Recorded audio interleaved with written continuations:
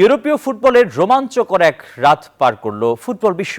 একদিকে ওল্ড ট্রাফোর্ডে ফুলহামের বিপক্ষে নাটকীয় জয় পেয়েছে ম্যানচেস্টার ইউনাইটেড, অন্যদিকে টটেনহামের কাছে পয়েন্ট হারিয়েছে ম্যানচেস্টার সিটি। অপরদিকে লা লিগায় রায়ো ভায়োকানোর বিপক্ষে কষ্টার্জিত জয় তুলে নিয়েছে রিয়াল মাদ্রিদ।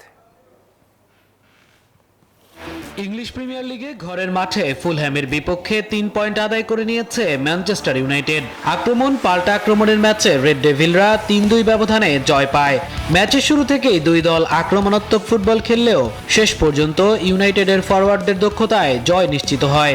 এই জয়ে লিগ টেবিলের উপরের দিকে নিজেদের অবস্থান আরও মজবুত করল ম্যান ইউনাইটেড। অপরদিকে ম্যানচেস্টার সিটি এবং টটেনহ্যাম হটস্পারের মধ্যকার হাই ভোল্টেজ ম্যাচটি 2-2 গোলে ড্র হয়েছে। টটেনহ্যামের বিপক্ষে সিটিজেনরা বেশ কয়েকবার এগিয়ে যাওয়ার সুযোগ পেলেও শেষ পর্যন্ত ড্র নিয়েই মাঠ ছাড়তে হয় দুই দলকে। পেপ গার্দিওলার দলের জন্য এই ড্র শিরোপার দৌড়ে কিছুটা হলেও হোঁচট খাওয়ার মতোই বটে।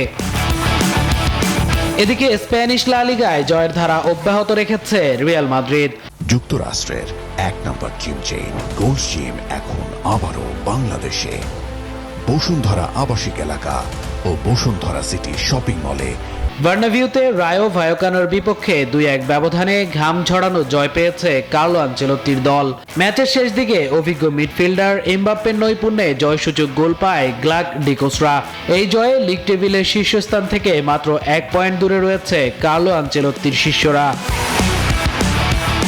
সব মিলিয়ে ইউরোপীয় ফুটবলের পরাশক্তিদের জন্য রাতটি ছিল মিশ্র অনুভূতির। কেউ পূর্ণ পয়েন্ট পেয়ে উৎসবে মেতেছে, আবার কাউকে মাঠ ছাড়তে হয়েছে 1 পয়েন্টের আক্ষেপ নিয়ে। মামুনুর রহমান, নিউজ 24।